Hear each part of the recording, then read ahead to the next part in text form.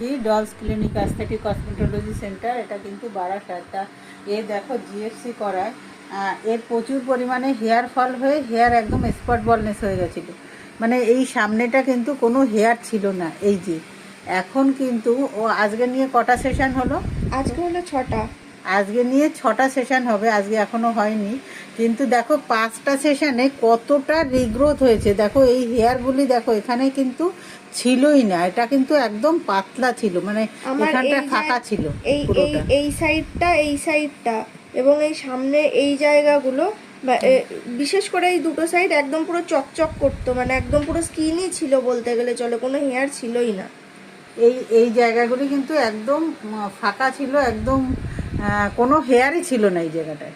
কিন্তু দেখো কাজ করলে কাজের রেজাল্ট যদি ভালো আসে তখন নিজেদেরও ভালো লাগে। তা দেখো কতটা হেয়ার রিগ্রোথ হয়েছে, প্রচুর রিগ্রোথ হয়েছে। দেখো এটা দেখো কত রিগ্রোথ হয়েছে। এছাড়াও দেখো এই জায়গাগুলিও পুরো ফাঁকা ছিল, কিন্তু এখন কতটা ভরাট হয়ে গেছে। দেখো কতটা ভরাট হয়ে গেছে, এই দেখো। আর এর না প্রচুর পরিমাণে হেয়ার ফল হতো, এখন হেয়ার ফল হয় বাবু তোর? হেয়ার ফল আগের তুলনায় অনেকটা কমে গেছে। খাওয়া দাওয়ারও আমার নিজের অনিয়ম আছে, যার জন্য একটু হয়। কিন্তু আর ড্যান্ড্রাফ, প্রচন্ড ড্যান্ড্রাফ আছে, কিন্তু হেয়ার ফল আগের থেকে কমেছে। চুলটা লম্বা হচ্ছে তাড়াতাড়ি। আর ড্যান্ড্রফও আগের থেকে কমে গেছে। দেখো ড্যান্ড্রফও কিন্তু নেই, দেখো ড্যান্ড্রফও কিন্তু সেইভাবে নেই।